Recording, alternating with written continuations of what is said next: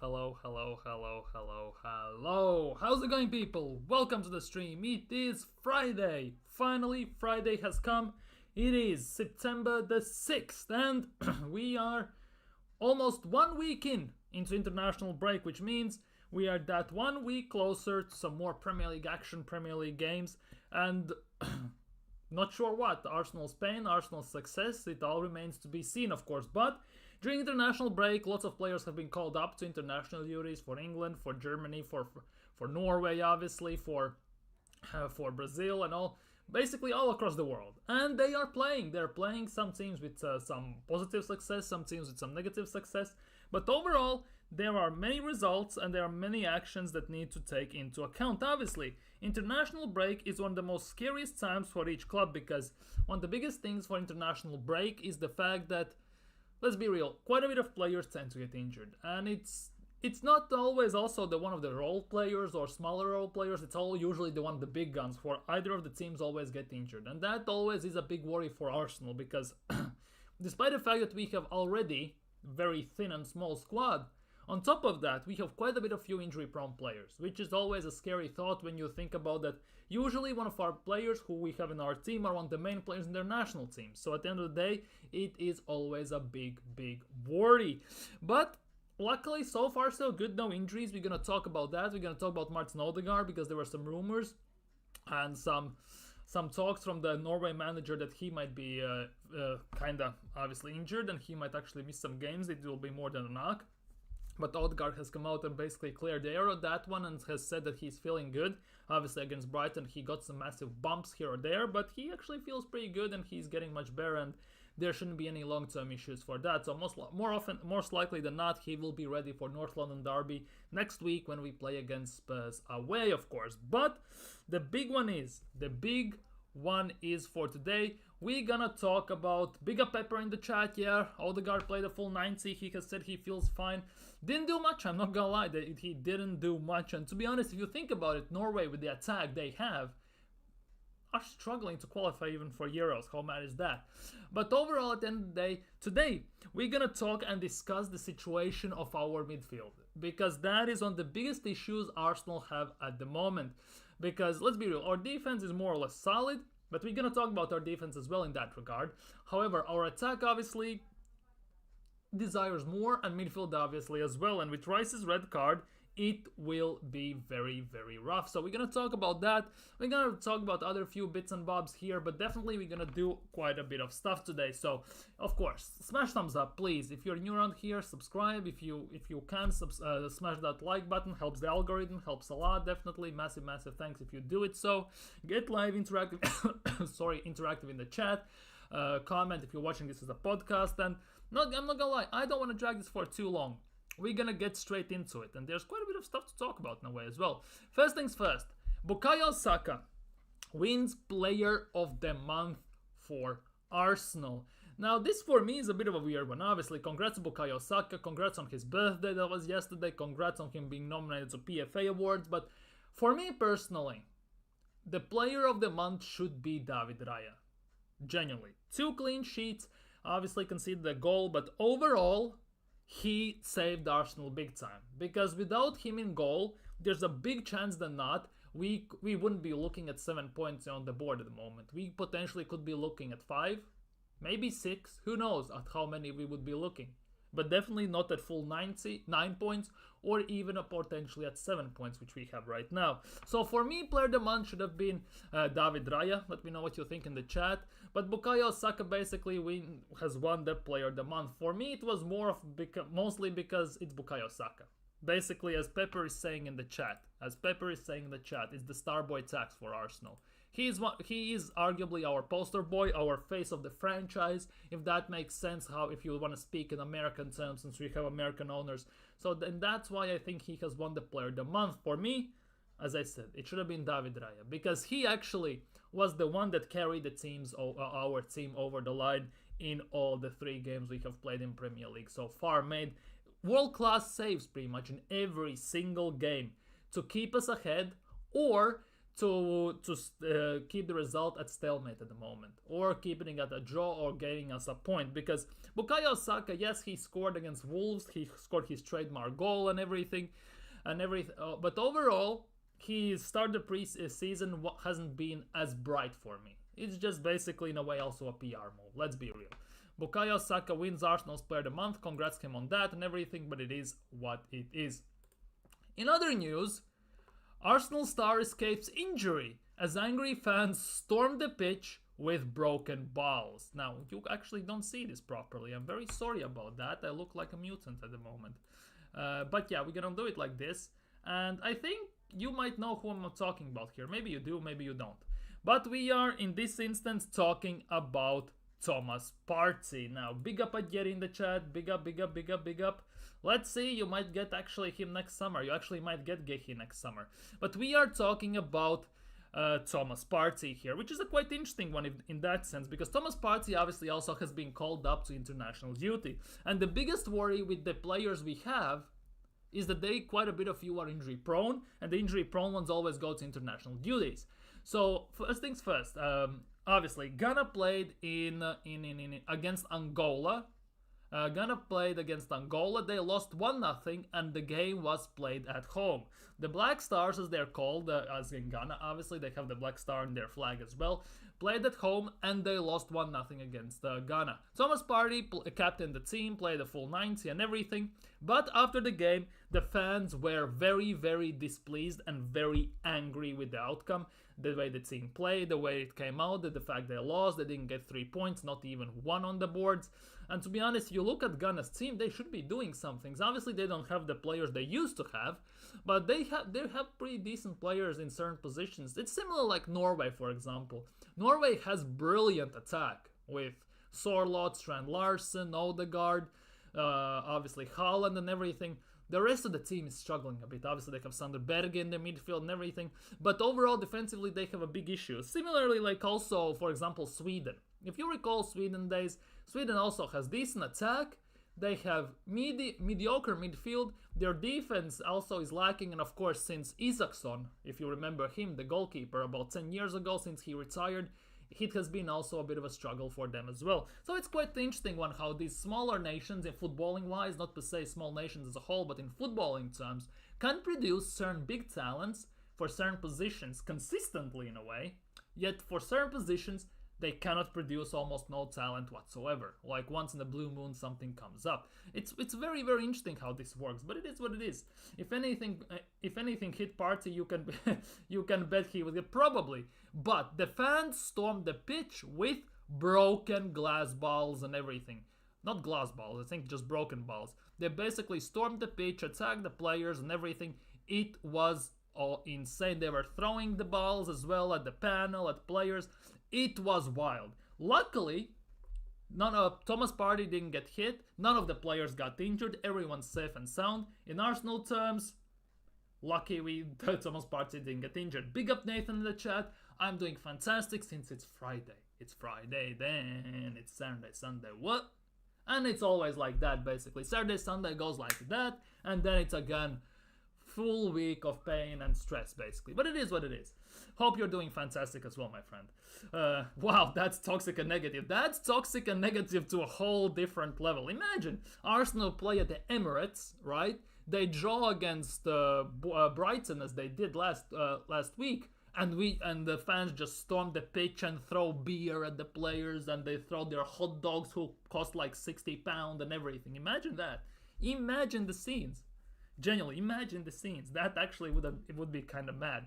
But yeah, Thomas Partey got scar-free overall, so that is some good news. Now, if we look at other Arsenal players that have played, obviously today it's France versus Italy, and obviously what's his face, Saliba will play for them as well. Most likely he will play at center back, although depends what the Shams decides to do.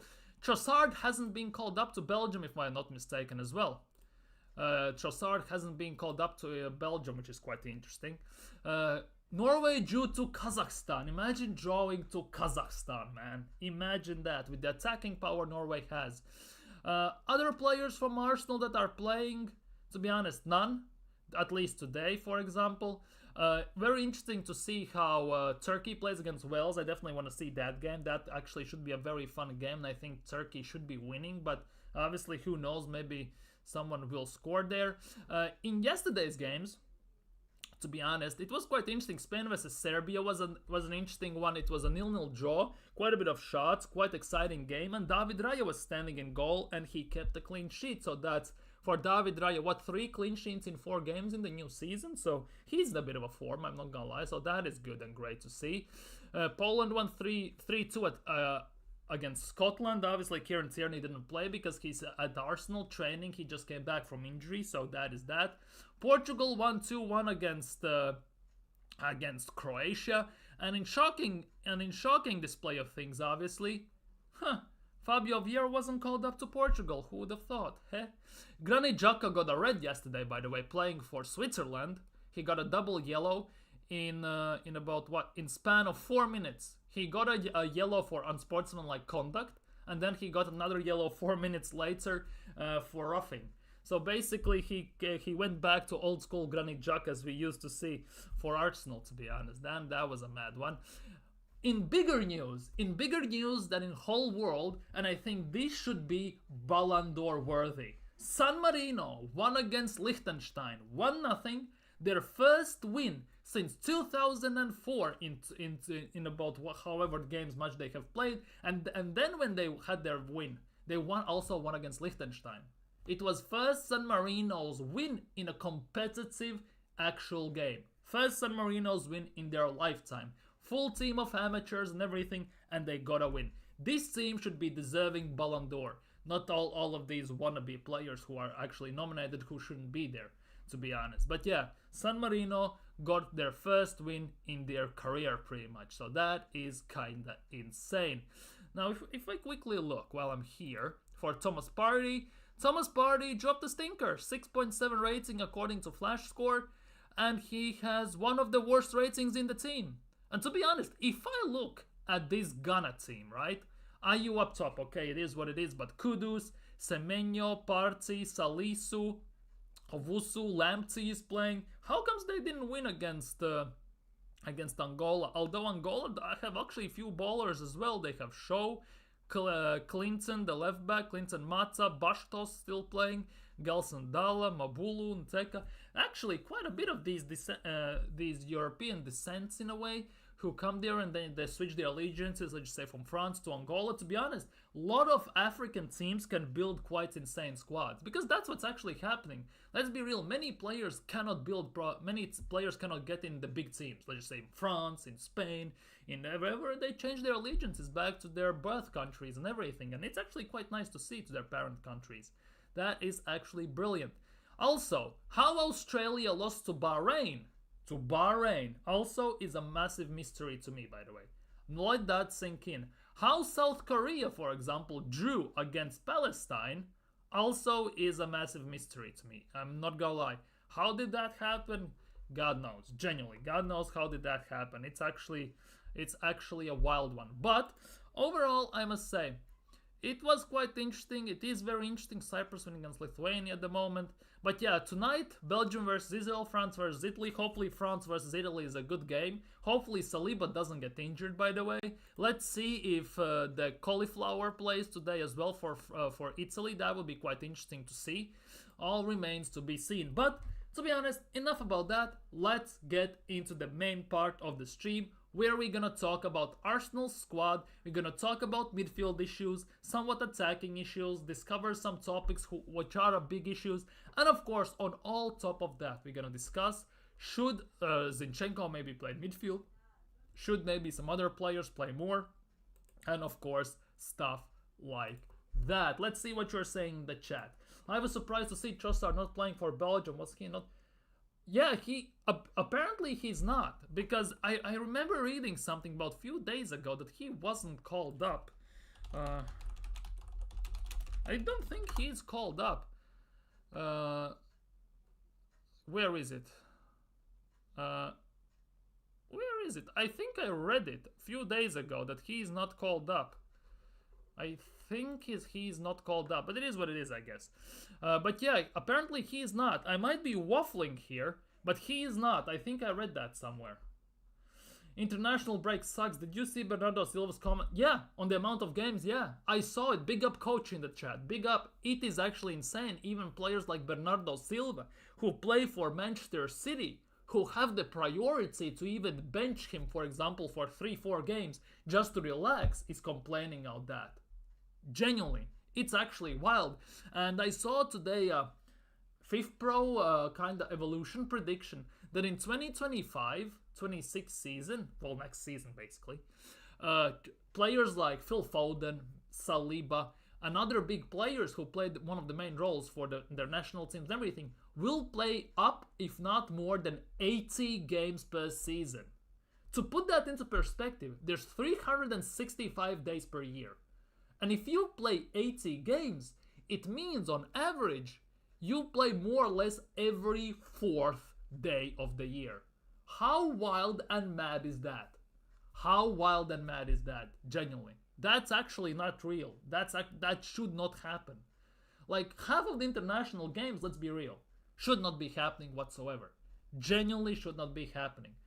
Because as much as I want to see my national team play, although we suck ass, literally suck ass, and everything, still, I believe like this Nations League should not exist. You should have Euros, World Cup, some random friendlies here or there, and that's pretty much it. You can add Olympics to that as well, and that's it. You shouldn't be having these Nations Cups and everything where you go up a league, go down a league, get relegated and everything. The schedule for players and teams already is so jammed with all the cups, league games, Champions Leagues, Europa Conference Leagues, World Cup, Club World Cup, and everything. It's so jam-packed already that on average players play 50 to 60 games as well. Throw in these national team games, some random ones like National League and everything. They play up to 70 to 80 games a season. Like 2 years ago or 3 years ago, Pedri, right? Played in Euros. He played under 21s for Spain. He played for Barcelona. Everywhere he played. And he was at the time, 20? Something like that. And he had played 76 games throughout the whole calendar year. 76 games for a 20-year-old. How stupid is that? Like, how genuinely stupid is that? I'm sorry, but it's just dumb. There's no regard, no remorse for player injuries and everything. There's literally money, viewership, and everything. There's no human aspect anymore in this game. It generally feels that way. And if you look at this, like, Militao already is injured, for example. Another injury for Real Madrid. Someone has torn ACL again. Militao is injured with a muscle injury or something like that, thigh injury as well. They have the big players and they get injured consistently. They had 2 or 3 ACL injuries last season alone. Remember when ACL injuries weren't such a big thing? And now you get them every single season for countless players. And Real Madrid got the bad end of that stick as well. ACLs are bad enough as injuries. They had 3 of those last year. That's actually, it's actually insane. This may be nonsense, but what if Liverpool and Arsenal didn't spend to capitalize when 115 hit? Like, what if it that hit, right? Who knows what's gonna be the fine? Who knows what's gonna happen there? Let's be real. Man City could win. Man City could lose. Now, if they lose, right, it all depends then. What kind of charges they get found guilty for? Because if there's some minor charges, they will get a fine. Maybe they will get some points. Have Liverpool and Arsenal done enough in the transfer market to even prepare for that? Because by the time we have the results of the hearing, which is like February or something, City could be ahead by 10 to 20 points. If they get deducted 15 points or 10 points, right, it will make no difference whatsoever. Like, let's be real. And there's also on top of that, if City win, right, they will have legal and actual reasons to countersue every single goddamn team who provided evidence and wanted to sue them as well. They will have every single reason. And that, when you take that into context, everything could come down and crash and burn instantly. Rodri goes to Madrid and Liverpool get Chouameni. Foden goes to Bayern and we get Musiala. I'm in dreamland. Dude, this is not career mode on EAFC 24 or FIFA 23 or EAFC 25 that's gonna come out in 3 weeks. This is not career mode. Even if Rodri goes to Real, they are not gonna sell anyone. They will keep Chouameni because he can also play center back. He will be good there. They don't need to replace because Modric will have to retire at some point. He's only there to play some games and basically to coach youngsters, let's be real. Real Madrid are at the moment keeping tabs on Rodri, Trent, and Alphonso Davies. And on top of that, on their defenders list, they also have Saliba. Either this next summer or summer after that, they will try to come in for him as well. Because they already were sniffing around, on him already this summer. At some point these things will happen. I found the article, type in Trossard Tedesco. Okay, give me a sec.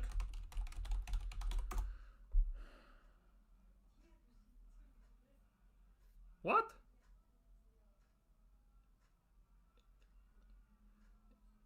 Yeah, he's not being called up. Yep. That's the thing. That is the big case. That is the big case in all of this. Besides playing, if you're playing 80 games, how much training should you be doing? But I coach tennis, same issue. Players playing them. Exactly. Players play themselves into the ground. They will get more and more injuries. Yes, the medical staff is top notch and everything. But let's be real. Football players' career as a footballer already is very short. If you're lucky, you play from 17, 18 till 32, 33. Like, that's 15, 16 year gap when you're playing. Depending how good you are, you earn from 20 to 50 grand a week. If you're one of the best, you earn $500,000, you get endorsement deals, you basically are set for life. But you never know. One wrong tackle and you could be out for your career. Anything can happen. Genuinely, anything can happen to you. Like, it's not that easy. It's genuinely not that easy and not that simple. And this schedule they have right now, when you play 70 plus games a season, already is mad. And if you up it up like they are trying to do now to 80 plus, dude, at some point something has to give. And players are not robots. At some point they will start to riot maybe themselves as well. At some point players need to stand up and start to boycott these things. Because, come on man, this cannot continue. How can you put money before players' health? Players are the ones that pay you the money. Because people buy the tickets, TV revenues and everything, merchandise, to look at the player play. To look at their team play, not other way around. Like, what is this? Like, genuinely. Seems like a big fallout in Belgium. Might be. Trossard has a history of this though. Problems. Yeah, to be honest, yeah. He had this at Brighton. And to be honest, based on how he looks at Arsenal at the moment, that he even doesn't want to celebrate goals and he's the second choice left winger. Even Martinelli dropped stinkers and now with Sterling coming in. And if Sterling starts, by the way, against Spurs and more consistently, and Trossard doesn't get picked as starter, there actually is a potential to be said that in January he actually could hand in a transfer request. Like, people don't want to talk about it, people don't want to entertain that idea. Let's be real, I don't want to entertain it myself, but on certain level there's a possibility of that. There is a possibility of that. That's also the big thing. He fell out with the Zerbi, who most players get on with, exactly. Like, it could go either way, to be honest. Genuinely, could go either way.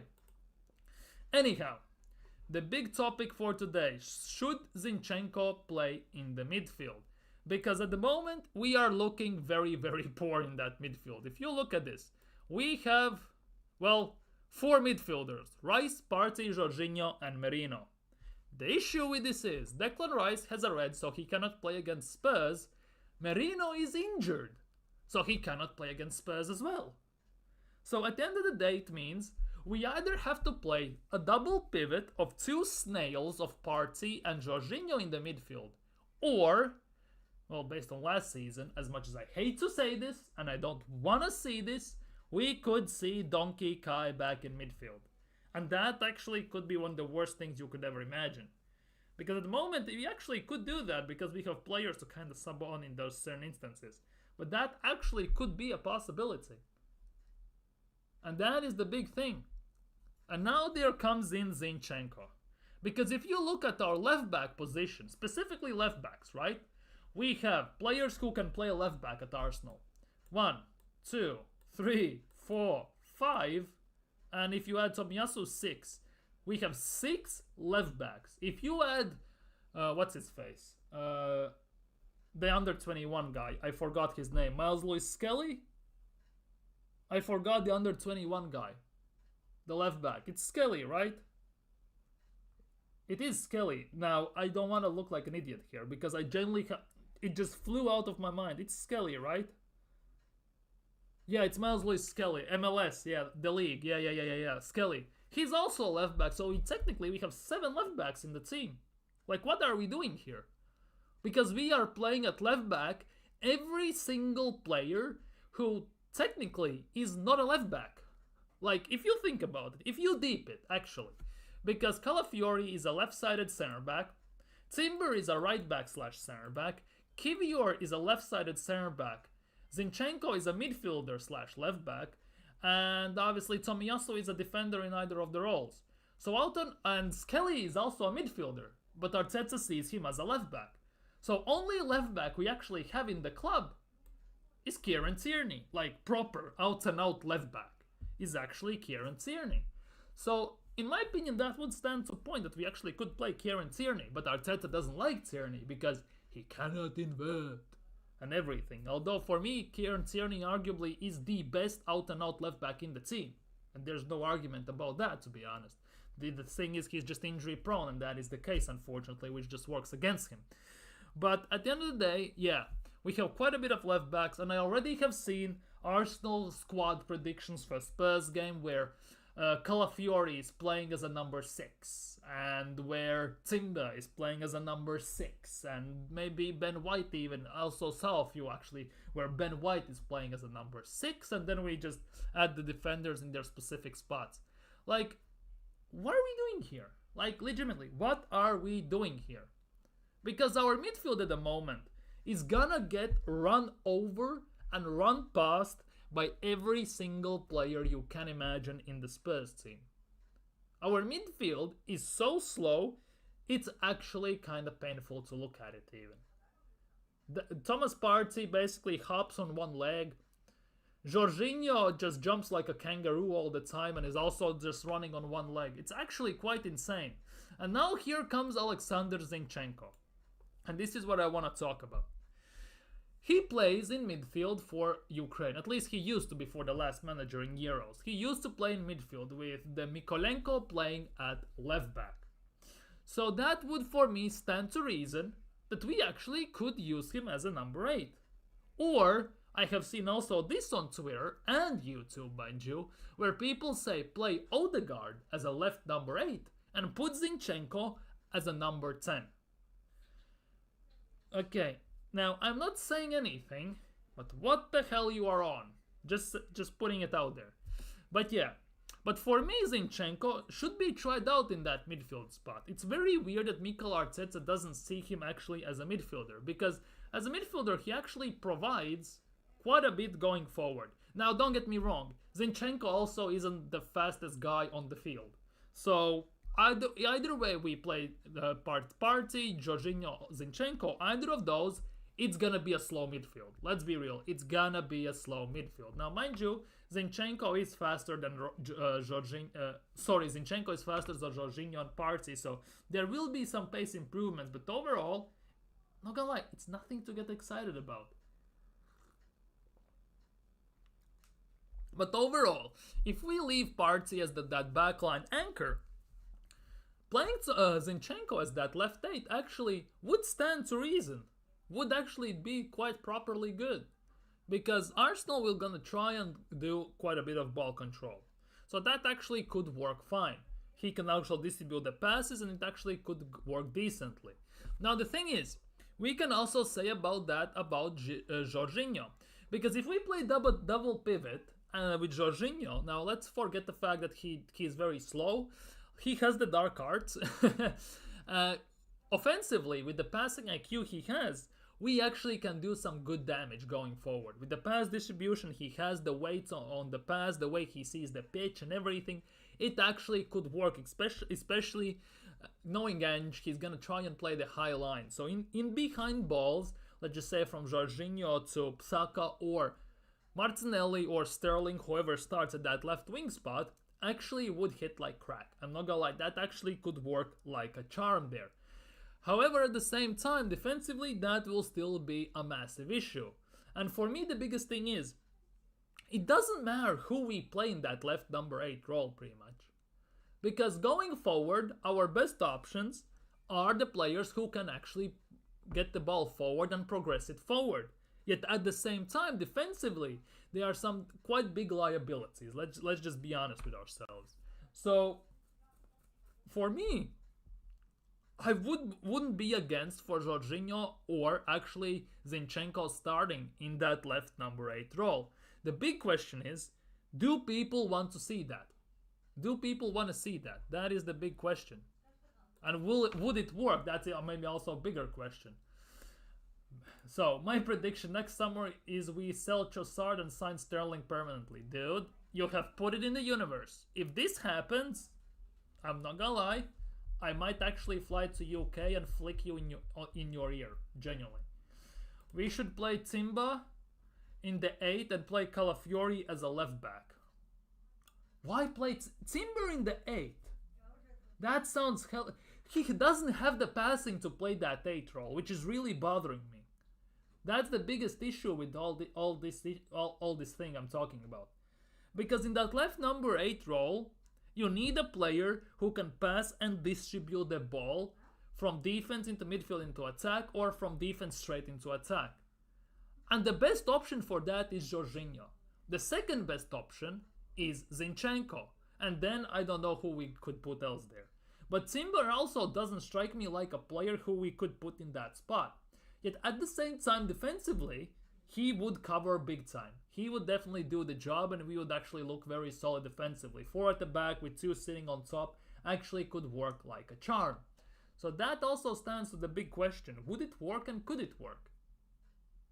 Because for me, one of the biggest things is, and I'm gonna let you in a bit of a secret, one of my future videos / streams, I wanted to talk about the possibility, what if Arsenal play the 3 at the back / 5 at the back, like they did just when Arteta came in. Like, why we are not doing that? Because we have all the players you could ever imagine for that type of team to play like that. Because if we could get Inzaghi from Inter, that we have the players in the proper spots. If he gets backing of like 200 million, he would sign like two or three players he actually desperately needs in certain spots. But overall, we have everything we need to play actually 3 at the back. So that was a plan for one of the future streams, maybe tomorrow or day after tomorrow. But of course, all remains to be seen whether it's going to come out or not. That also depends whether you want to see it or not, because just talking about random stuff like that, just from my perspective, not sure everyone wants to see that. Anyhow, I want to see Calafiori and Sterling start versus Spurs.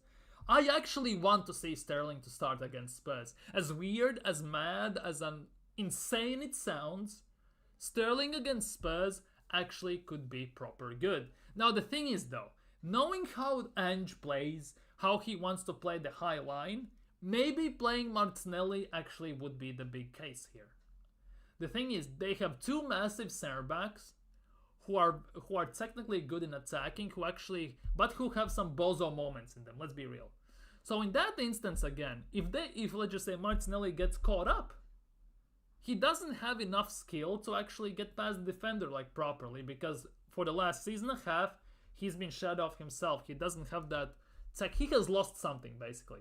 However, if we play Sterling in that spot and he gets to that position, I trust him to have enough technical ability to maybe send the defender down the river with a skill, maybe cut back and defender doesn't expect it. That is also the weird thing. For me, that left wing spot, pretty much at the moment at Arsenal, based on the recent performances, more or less is up for grabs. Because if we just say Trossard is the bench player who is the 12th man, comes on and more often than not saves the day, which I know he doesn't like, but it is what it is, right? That means that the starting spot pretty much is wide open. We could start Trossard, Martinelli or Sterling there. And on that left side, I actually wouldn't be against starting Sterling there. Now also, it would be very interesting to see, let's just say, if we play, let's just say, Zinchenko in the midfield, he has partnership with Sterling in a way. Same for Jesus, to be honest. He can play that number 9 spot if actually he is back for that game, because I have seen some reports that Jesus will be back for Spurs game. So there also could be some instances where the ex-partnerships, the ex-plays on somehow they know each other, not like that, but on the pitch, it actually could work in our favor, if that makes sense. So in a way, you have to take that into account. But who knows? Generally, who knows? I'm just speculating here. I was watching back some Saka moments and noted the classic goal he scored against City on New Year's Day 2022. Guess who provided? Well, I mean, people think Merino will be back soon. I told them no way. If he really was fractured his shoulder, he might be looking at 2025, as this could take time to heal. The thing is, they expect him to be back by October, mid-October, something like that. If it's a minor fracture, it might take like till October, mid-October, and then it would take about 2-3 weeks till he gets back on the pitch. So we are looking at November basically, right? At the same time, if it's a bigger fracture, we might not see him till December, if not past on that. And our midfield already is, well, screwed as it is, let's be real. So if we don't see Merino back as soon as possible, it could be very long days for our midfield. We barely can rotate even with Merino in the team for our midfield. Thanks, Edu, and thanks, Arteta, and thanks, Josh and Stan Kroenkes for that. But yeah, we already are kind of depleted in that instance, very thin. Same goes for attack, to be honest. But yeah, if we don't get Merino back very soon, we actually could be screwed in that instance. I believe Arteta wants to replace Gabriel with Calafiori in time. That is a thing I have thought about, I'm not gonna lie, countless hours. After I have finished some streams, after I have watched some games, like thinking over the fact that he was benched last year when Partey was playing right back, and that Saudi interest and everything, reason why we bought Kiwi or maybe long term, they saw that as first. And to be honest, I can see it. I genuinely can see it. Because the first big player that had under Mikel Arteta, who was linked with other teams coming in and trying to buy him, oddly enough, was actually Gabriel. You could say he is the best signing Edu has made, from young age, from Lille to Arsenal, and then he has grown into who he is today. You could say that is the best Edu signing, to be honest, to this day, arguably. So that also raises the question, why are we signing Calafiori? I get it, he can play left back, he can play left center back. And that is the big thing why I want to do this stream, where I talk about possibilities of us playing actually 3 at the back. Because we have all the possible things you could possibly need to start defensively and midfield-wise, even attack-wise, to actually play proper 3 at the back. We have everything you need. The question is, would Arteta ever explore that idea? Because he used to play 3 at the back when he just came into the team and saw what team he had. And that's how we actually beat Man City, how we beat Chelsea, how we won the FA Cup. Playing 3/5 at the back, hitting them on counters and everything. And shocking enough, we actually won the FA Cup. Shockingly again, we didn't play like Pep. Shockingly again, we had a different playstyle we have for the last 4 years. And how comes then we could win something with that squad, which was deemed toxic and awful and nothing could be done, yet when Arteta spends 700 million, starts to play like Pep, he wins nothing. Like, let's be real, and that is one of the biggest reasons why I want to do this. Because I watch how Inzaghi, for example, plays for Inter, manages them, how the style they play, the way they play. I think if he came to Arsenal, right, he actually has about 85 to 90% players he would need for those roles. If you think about it, actually, he would have here. He would need to buy, like, I'll be honest, like 2-3 players, right, to kind of fit in the roles or certain backups. But if he comes in, if you back him for about 200 million, I can guarantee you he could actually cook with us, genuinely cook with our team, and that is the big thing. But obviously, many Arsenal fans don't want to talk about it because Mikel Arteta is best looking Spaniard we know. He's the most protected manager in the world. He's more protected than the President of the United States, even by looks of what happens on social media. Even when you say something, one negative word, or basically criticize Arteta that he doesn't make proper subs, rotations, and everything, instantly about 10 people latch on you. It's actually kind of wild, but it is what it is, I guess. I see Sterling having a similar effect to the effect of Gabriel Jesus in early 22-23. That is given if we start him. That for me is a big thing. If we start him, that is the big thing. Because, again, we have signed a left winger per se, and again we have signed a player in Martinelli's position. And again we are trying to replace him. And that has been a reoccurring theme for the last 2.5 seasons for Mikel Arteta. Even though Martinelli had season of his life 2 years ago, pretty much, he still wanted to sign Mudryk, he still signed Trossard, he still wanted to sign Nico Williams, and now he has signed Sterling. Predominantly that left winger who can overtake him and take his place. So that is very interesting that we are signing players. Obviously you want competition, don't get me wrong. For rotations and everything, you want quality of the bench. But he is signing better players that we actually are starting at the moment, and potentially for the long-term future, because Calafiori could replace Gabriel if we sell Gabriel at some point, if he actually grows into the team, because we haven't seen enough of him. But I can see actually, for example, Calafiori signing, meaning that in few years, even maybe next year, who knows, Gabriel is out of Arsenal, he's sold. Maybe Saudi offered like big money and Arteta said wait 1 more year or something like that, who knows. Maybe something like that. It's all speculation at the moment. We don't know what's going on. But all these things that are happening at Arsenal, the players we are signing from the outside looking in, if you think about it, on some level are very, very suspect. Genuinely. I think one of the defenders for Arsenal, obviously it's not going to be Saliba, let's be real, but the rest of the 3 defenders we are playing at the back, sooner or later we're going to get the Ramsdale treatment. At some point. Either this season or next season or sometime, they actually might get the Ramsdale treatment. The question just is who? Because I get that feeling that Arteta has certain doubts in certain players in the team still. He doesn't like those players. And one of them is Martinelli. And one of them arguably is Gabriel. Maybe someone else. But it genuinely feels that way. The way he reacts on certain instances, the way he rotates them and everything. There is something there, in my opinion. Genuinely. I want us to go back to scoring 1 or 2 goals in the first 20 minutes and then switching to defensive stuff. To be honest, if we managed to do what every single Arsenal fan was screaming last year in the beginning of the season, when we play, let's just say, first 20-30 minutes like we did 2 seasons ago, gun-ho, big-ass football, attacking, create billion of chances, score 2 goals, like City always tries to do, kill off the game pretty much instantly, and then sit back, invite the pressure in a way, and then just hit them on a counter. I wouldn't be against that 100%. I'm not against that, I would just love it, because we would make them play on our terms. Yet Arsenal don't do that. We actually could do that, but Arsenal don't wanna, because if we get hit on counter, we're instantly screwed in a way, with the high line we play. But overall, yeah, if we could combine the styles we used to play 2 seasons ago and last season, if we could then merge into one, I think that would be arguably the best combination we could actually play.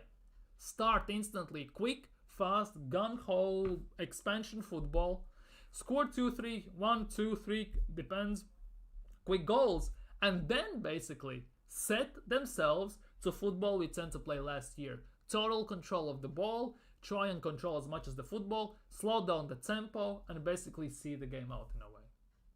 Because that, in my opinion, could easily work. The question is, why we are not doing that? Because we saw how these things separately work. Why not try to combine them? That is also a big question for me. But I digress, I guess. 22-23 we used to start like that, like a trend and blow teams away in the first. Exactly, we instantly scored 1-2 quick goals, then we set back, and then everything basically went from that, expanded, exfoliated from that, in a sense that they tried to score because they needed to score. We hit them on counters, we had openings, we had chances and everything. It kind of fell everything into place. If we could combine these two tactics, it actually, I think, could work very, very well against pretty much every single team in Premier League besides City and I would say Liverpool. And that's about it. And even then, against Liverpool, it tends to work many times. Remember, we scored quickly 2 goals, and if Anjaka didn't try to do like a badass hero against Trent at Anfield, we actually would have won that game, the dumbass that Jaka was at the time. So, it is what it is at the end of the day, but I definitely believe that actually could work very, very nicely. Sterling's UCL record is insane as well, as especially 17-20. Yeah, only issue is it's 4 years past that time, so we'll see what's gonna happen. Will Arteta actually play him as a starter more consistently or not? Will that unlock him? Will that actually make him cook or whatever? Who knows?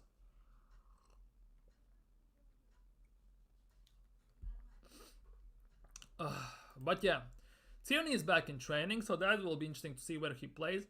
But yeah, that midfield situation at the moment is very, very, very under big scrutiny. Because at the moment in midfield, there are big issues. It's bad enough that we don't have enough players in the midfield to rotate. One of them is injured and one of them has a red card. Now imagine that red card, right? Imagine it was a straight red, for example, right? He would be out for Spurs, for City, and whoever we play after that. I forgot now on top of my head, but whoever we play against that, Southampton or Leicester or whoever we play. Not Leicester, what's its face? Yeah, Leicester, who we play again after that. Bolton. Yeah, Bolton in the cup. Right. Yo, imagine Rice was out for all those 3 games. Okay, Bolton maybe not as much, but he would be out for Spurs and City. Like, what would be doing then? What would be doing then? Because Merino can't play. Rice is out, so you wanna tell me we're gonna play against City and Spurs with Jorginho and Partey as double pivot? Because last year, we never saw that happening against those teams. We mostly saw Rice and Partey, or Rice and Jorginho. We never saw Partey and Jorginho in the midfield. Because for me, that midfield is way too slow. Way too slow. The quickness, the tempo, the pace that Premier League is offering every single week is just too intense and too much to handle for those two. Especially since Partey's injuries had made him lost a leg pretty much. And Jorginho on its own never has been the quickest player on planet Earth. So, yeah, it will be tough times. So that now raises the big question. Should Zinchenko start in that left 8 role? Should he start? Because going forwards, he would help us massively. Defensively, that is the big question. Would he be good enough? Because most likely, Spurs will play players like Bissouma and stuff like that. And not Sissoko. Who is that other guy? Bissouma and even Madison and stuff like that. Like, if you think about it, Bentancur and everything, if you even think about it, they have quicker, bigger, and more physical midfield. And that is the big worry. Because when teams get physical with us, we tend to crumble. And it happens usually against smaller teams when we play them. Because that's one of the Arsenal's biggest issues. It's not playing against the big 6 or whatever. It's playing against the smaller teams, because that was an issue under Arsene Wenger, and that was the issues under Emery, and that, under Emery it was pretty much every game, but still, I wish Emery would have been back like Mikel Arteta was. We wouldn't have seen at least something won by then. But yeah, that is the big issue. That's why Kai in the midfield makes sense. Big up BX Gunner in the chat. Big up, big up, big up, big up. So if you play Kai in the midfield next to Thomas Partey, which sounds hella sus for me already, right? Who you're playing up top? Gabriel Jesus? There are rumors that he is gonna be back for that game. Or you play Sterling as a number 9. You're really gonna play Sterling as a number 9? Because for me, that spot for attack is for Havertz at the moment. We don't have a better striker. You could arguably say we have, but we don't. Havertz at least causes chaos and makes good runs. I know I sound like a top gunner from last year, but if that makes any sense, you kind of could get there. Trossard in the 9 if Jesus is out. So Trossard in the 9. Who you're starting at left wing then? Sterling or Martinelli?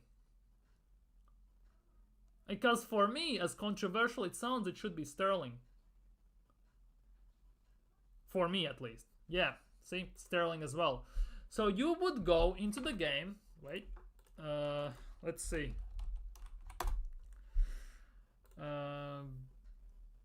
Wait, wrong one. This one. Let's see.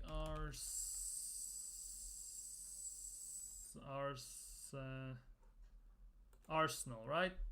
Let's go. We would play 4-3-3, right? We would play it like this, right? So you would play it like... So wait. How you rename them? Ah! I got it. So you would play it like it would be like... It would be Raya. So who is gonna be a left back for you? Calafiori or who?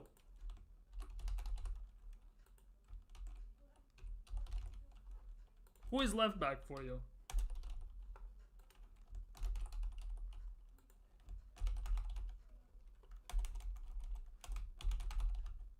You're gonna play Timba, so it's gonna look like that, right? That will be easier.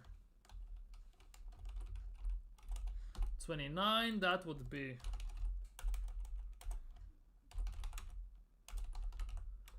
Odegaard, and the attackers, so it would be Sterling, Bossard, and Saka. Okay. So it would look for you like this. So you would play it like this, right? I'm getting this right at the moment, right? You would play the team like this. Raya, Timber, Gabriel, Saliba, White, Partey, Havertz, Odegaard, Sterling, Trossard, Saka. So you would play it like this, right? I got that properly, right? It would be like this, basically. You would play the team like this. So who you're subbing off? Because if this happens, right? If Jesus isn't fit, we don't have a striker.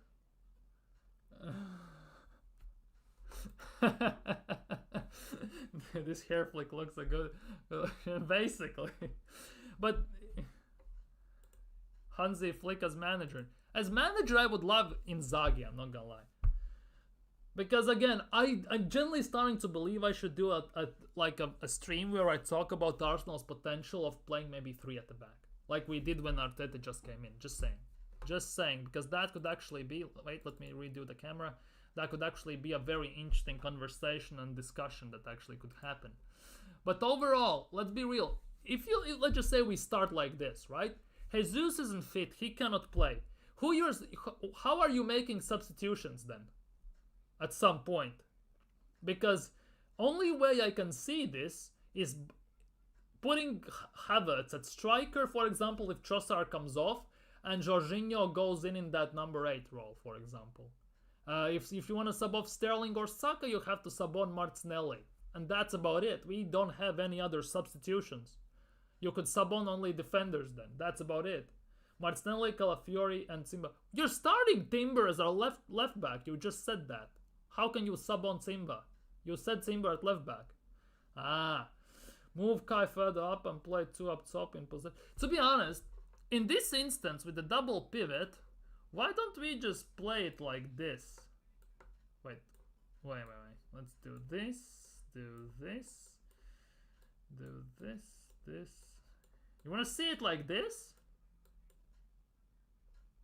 Like genuinely like this? Move Kai further up and play 2 up top. We could play 4-1-2-1-2 diamond even properly here. If we wanted to, obviously. Like, for example, like this. Then put them out wide. Thomas Partey goes... We could play it like... We could play 4-4-1-1 even, if we wanted to. Like, properly, 4-4-1-1. We could play it like this. Put it like this in a way. Like, we could try it like this as well. Looks like a penis, by the way, but it is what it is. Don't get me demonetized, YouTube. Even though I'm not monetized whatsoever. But we could play it like this, 4-4-1-1. Even at that, it actually could work. 4-4-1-1 actually would work. The thing is, the way they play it, I don't know it would be sustainable for Arsenal. That is the big thing. For me, the biggest I can see, play like this. Saka, and play with double pivot, basically. And instead of, where's Bossard?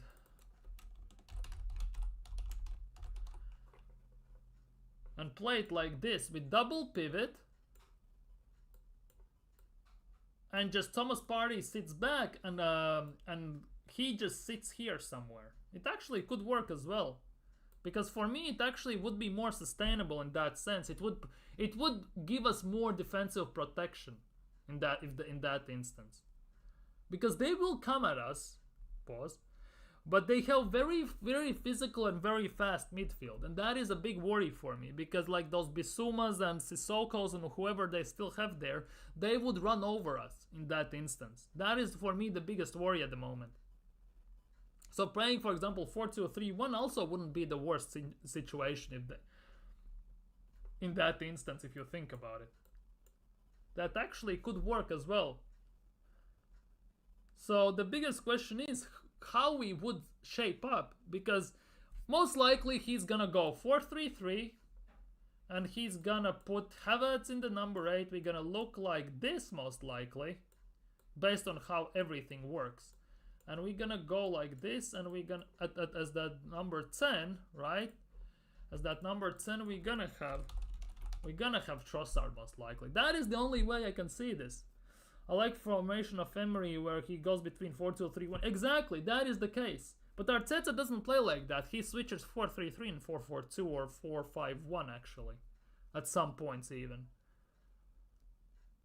The thing for me is, why don't we play like this under Mikel Arteta? Now Thomas Partey, 29, hair flick. Now this, right? Now if you think about this actually, right? Play it like this. This here, this here, this here. Put him there, put him there.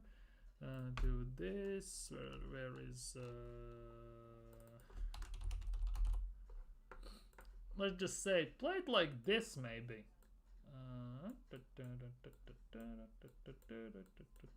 Why don't we try something like this, for example? Why don't we try something like this? 5 at the back, we can overlap, we can control possession, we're not gonna get hit on counters, our defense is quick, fast and defensively enough. That could also resolve our midfield issue in a way, if you think about it actually, because our defensive amount of defensive players we have actually should get utilized somehow. That's the thing, I also want to see this, because Mikel Arteta used to play this when he just came in. Something like, I wouldn't mind something like this, genuinely. I legitimately wouldn't mind something like this. Like 5-2-3 or whatever, 3-4-3 or whatever it's called. Allow Sterling and Saka to start inside, not needing to hold. Exactly. It would allow quite a bit for our team. And Partey can drop deep if needed to make that fourth defender or whatever. Odegaard can distribute the ball. Okay, let's switch them around, whatever. He needs Saka to have and Ben White to have the love triangle, but still. I generally believe that also could be the case. It actually could work because we used to play like this. Legitimately, we used to play like this. Although we played 4-3-4 under Emery and we played also under Mikel Arteta, we played like 5-3-2 or something like that. Even at worst, you can play 5-3-2, and even then it works, in a way, actually. It works even then. But you need Rice to play the... In a way, yes, but we don't have Rice at the moment. That is the big thing. That is the big thing. So if we play like 5-3-2, for example, then yeah, you need Rice, and that is the big thing. If we play it like this, and you need in that instance Rice for me. That is the big thing. We need Rice to play this system. But we didn't have Rice 5 years ago when we played this system, and it worked like a charm. We had Xhaka, who we had even, then I don't even remember anymore. That Arsenal squad has been erased from my memory almost for good, but you get what I mean. If we play like this, it actually wouldn't be bad. If we play 3-4-3, it actually would look like something like this. 3-4-3 also doesn't look bad. Let's get it straight. Like, it doesn't look that bad. It gives us defensive cover. And it gives us also offensive. But if we have Rice, then how it would look even if we had Rice? It means Odegaard gets benched, or how do you envision this? You think we're gonna play like this, for example? Havertz and Saka as strikers, Odegaard there, and then we do this? You think something like this? 5-2-1-2 type of situation. Do you think something like this, Peppa? Because that also for me seems very decent. In a way, I'm not gonna lie. Because that, again, it gives us the chance to overlap and go deep. In this instance, we could even push them up ahead here. That means they can make their triangle even here. If he pushes up here, Calafiori can go on the wing, Rice can push up here, Partey goes here. We still could do this. And to be honest, we have all the defensive capabilities to need to cover this. It actually could work. It actually would, no, it would actually work. Especially, let's just say, if Havertz drops in these pockets, for example, right? It would need the defender to follow him. It would allow Saka to make the deep runs in here. Maybe if Havertz goes here to get the ball, Rice can make a run, and then Calafiori can overlap to give 2 passing options and everything. It actually could work as a charm. It actually could. Exactly. I kind of wish we tried this, but Mikel Arteta obviously is very stubborn. I think unless he goes and we get a manager like Amorim at Spurs, right? At Spurs, at Sporting, who plays 3 at the back at many times, or Inzaghi, who for Inter plays 3 at the back many times. We are not gonna see this at Arsenal. But for me, somehow I feel that the way Arteta has signed players, it's actually primely built in a way to play 3 at the back. Which is very weird to say, but it actually could be the case, and it actually is the case in a way. And Calafiori would be our Guardiola. To be honest, Calafiori has the attacking ability, so he could be. And to be honest, if Saka goes here, White can go up. And to be honest, since we play even with 2 center backs at times, Timber can go in White's spot. So Saliba and Gabriel go here, and Timber can be that, and they can make even a square technically here. They don't even have a triangle. They can make a square here. If we even play like this and stuff like that, it has lots of advantages. And defensively, we actually would look very, very solid in that instance, if you think about it. We would look very solid defensively. Because if it would look something like this... Why, sorry, Calafiori, Rice... If it would look something like this in a way, we could even drop him back deeper and to make it like this. It actually looks... Somehow, I actually really, really like it. I'm not gonna lie. I really, really like it. Calafiori should already be on 1 goal in less than 90 minutes, player. But yeah, Odegaard messed it up big time. If he gave that pass properly, to be honest, let's be real. Ozil makes that pass. Cazorla makes that pass. Rosicki makes that pass. The only one who doesn't make that pass is actually him. That is the big case from our playmakers we have had over the years. That is the big thing here. De Bruyne makes that pass with his eyes closed, pretty much. So, yeah, it's quite interesting, to be honest, this speculation. I actually like this type of thing. I'm not gonna lie, but yeah. Anyhow, I think on that note, I'm gonna slowly sign out. Thank you guys so much for being here. If you're new around here, of course, smash more thumbs ups and all that stuff. Subscribe. Thank you for being active in the chat. Big up Pepper, BX Gunner, Nick, and Nathan in the chat. Everyone who dropped by. Big up Coach in the chat as well. Thank you for watching this in a playback. Leave your comments, what you think. Take care, stay safe, have a great weekend, see you all tomorrow. Just let's decide on what we could actually do there. I have a few ideas, but we'll see. Big up everyone, take care, have a nice evening.